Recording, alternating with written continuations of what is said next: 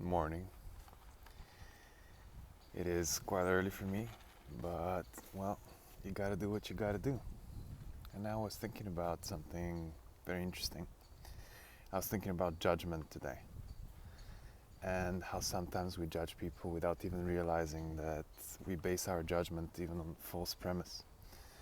And I'm not condemning judgment or anything like this, but I was thinking about clarity of mind sometimes, that when, for example, you see me and I don't see you, and the first reaction might be, oh well, that guy's pretending. But maybe there is a false premise in that. Maybe I don't see very well, and maybe my eyesight is impaired a little bit. And your judgment might start from the fact that I am pretending. And that's lack of clarity. That's lack of catching the momentum of judgment, the beginning of the judgment itself, and following a false narrative, a narrative which never happened in the first place, because I might not be able to see you from that far, for example. And that's just an example, right? That's just a simple example of what might happen. And what I was thinking about is actually catching this moment. The hardest part is actually catching the moment when the judgment arises.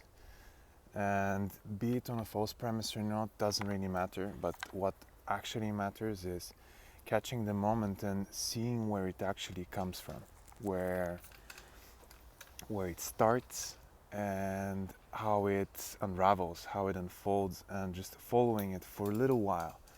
That means detaching from it just for a little bit in order to see it, or when it arises, just catching the feeling that comes with this thought, because it might be feeling first, thought second, or vice versa.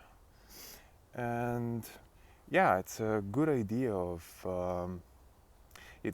to start your day in this way as well, because sometimes we start our day with judging ourselves, and it might come from I didn't get up too early, or I didn't do this, or I didn't do that, and again I'm like this or like that, all those narratives. And it's a very nice idea to start catching those moments when they arise and not do much with them, but just see how we feel about them and what the thought behind them really is.